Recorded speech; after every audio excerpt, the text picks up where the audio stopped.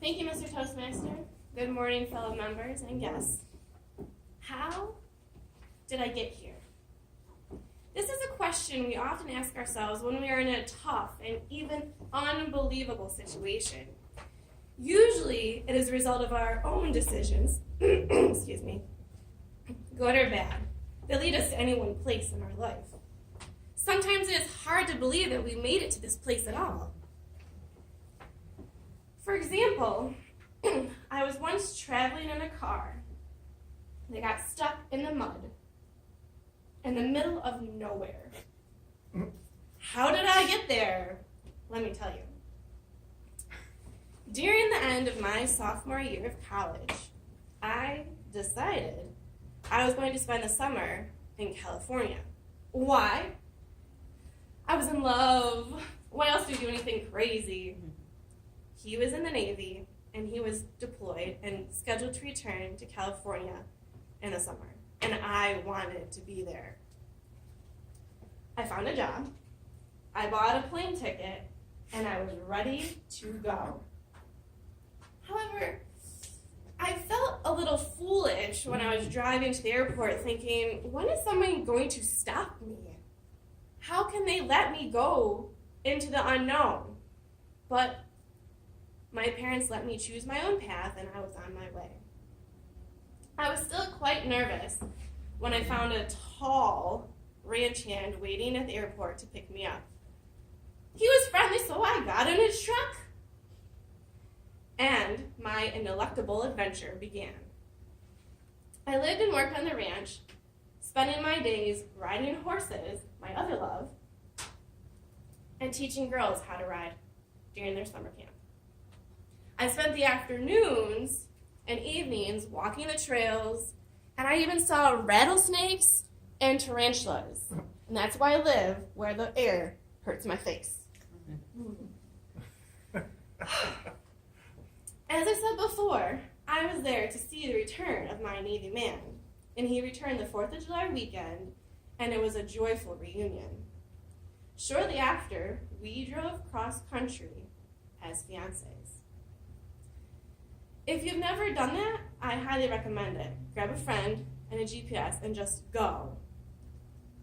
When we departed, I wasn't excited to return to New York, but I was eager to spend time with my fiancé and to see new and exciting things.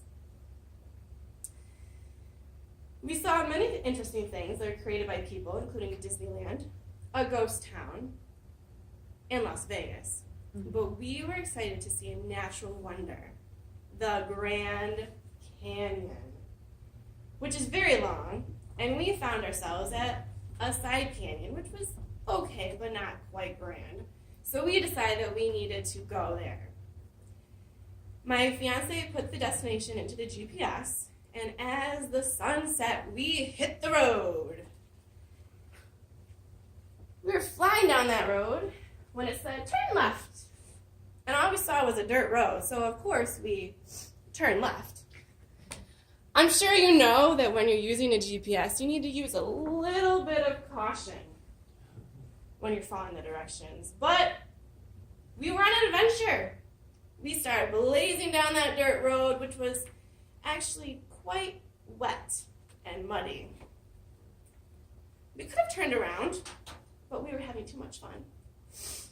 We encountered a few puddles that we splashed through, but when a much larger puddle came into view, I shouted, stop!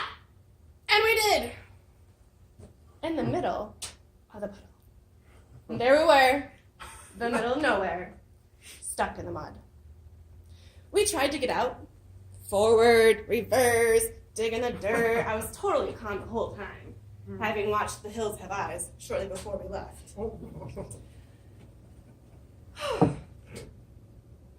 We had no cell phone service. It was the middle of the night, and we're in the middle of nowhere. Giving in to defeat, we spent the night in the car. When we woke up, our small puddle had turned into a small lake because it had rained all night. There was no way we were getting out of that car on our own. It was hopeless. until we saw some tracks in the mud going around our car. And we decided to follow them forward because we knew behind us was open road, nothing to help. Thankfully, we came to a barbed wire fence, which we followed to a house with a large truck in the driveway. We knocked on the door, and a very surprised ranch hand and his wife opened the door and welcomed us in. We had asked them to help pull us out, but he declined, saying he'd rather not.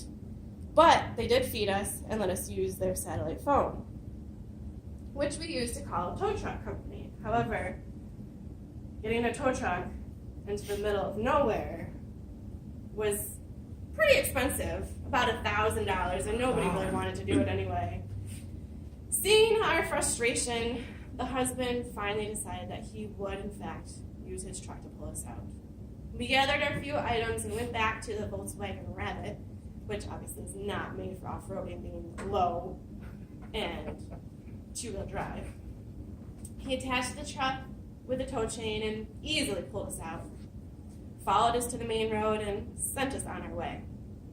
We found a car wash, got cleaned up, and finally made it to the Grand Canyon, even if we didn't take the shortest route. And let me tell you, it was worth the wait. We saw a lot of things on the rest of our trip, zigzagging a little bit to get to as many states as possible.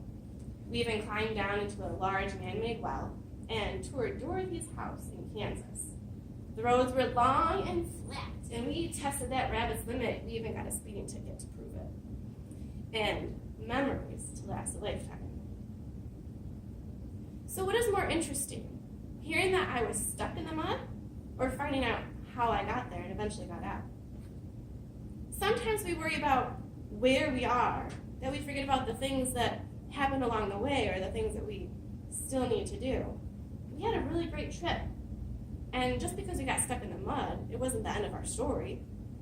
I certainly learned a few things on that trip that I'd like to share with you. Sometimes it is okay to choose the road less traveled. But if you realize that you're on the wrong road, it's never too late to turn around and go a different way. The shortest distance between 2 points is a straight line, but it might not be the fastest. And remember your common sense when using a GPS. It is okay to ask for help, even from strangers. And finally, it's okay not to play it safe, because it's not about the number of years of your life, it's about the amount of life in your years that counts. Thank you.